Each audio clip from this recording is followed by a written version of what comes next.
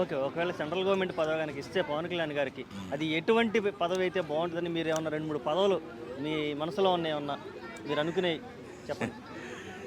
ఇప్పుడు నాకు కావాల్సిన నా కోరిక ఎలా ఉంటుందంటేనండి, హ్మ్. హ్మ్. ప్రస్తుతానికి ఆంధ్రప్రదేశ్ అభివృద్ధి కోసమే నేను ఆలోచిస్తున్నాను. నా స్థాయి ఓకే. నా స్థాయి ఆంధ్రప్రదేశ్ అభివృద్ధి కోసం ఆలోచిస్తున్నాను. పవన్ కళ్యాణ్ గారు అప్పుడే సెంటర్కి వెళ్ళిపోవడం నాకు ఇష్టం లేదు. ఓకే. ఎందుకంటే ఇక్కడ ఉన్నటువంటి పరిస్థితులు క్లియర్గా సర్దుమణిగిన తర్వాత, సరి చేసిన తర్వాత ఇప్పుడిప్పుడే ఆ కంపెనీలన్నీ తీసుకొస్తున్నారు, రోడ్లన్నీ బాగుపరుస్తున్నారు. ఆ, ఆ, ఫ్యూచర్లో ఈ 5 సంవత్సరాల తర్వాత కుర్రోళ్ళకి యువతకు ఉద్యోగాలు రావాలి, ఎక్కడ వారు అక్కడ ఉద్యోగాలు చేసుకునేలా ఉండాలి. ఇప్పుడు మాలా నాకు 3 పిల్లలు ఉన్నారు.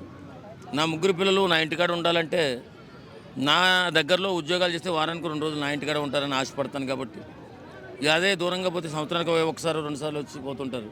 అలాగే ఏ తండ్రి కూడా కోరుకోడు. కాబట్టి మనకు అందుబాటులో ఉద్యోగాలు ఉండాలంటే మన రాష్ట్రంలో ఉద్యోగాలు వస్తే అందరూ హ్యాపీగా ఉంటారు. కాబట్టి మన రాష్ట్రం ముందుగా అభివృద్ధి చెందాలి. ఓకే. ఆంధ్రప్రదేశ్ అభివృద్ధి చెందితేనే ఆ తర్వాత పవన్ కళ్యాణ్ గారిని బయటకు వెళ్ళిపోమని తప్పలేదు. ఓకే. ఓకే. పవన్ కళ్యాణ్ గారిని ఏమన్నా ఈ 5 ఏళ్ల తర్వాత గానీ, నెక్స్ట్ 10 ఏళ్లలో గానీ సీఎంగా చూసే ఛాయిస్ ఏమైనా ఉందా? ఛాన్స్ ఏమైనా ఉందా? నేను ఊహించేది పిఎంఏనండి, సీఎంగా ఊహించట్లేదు.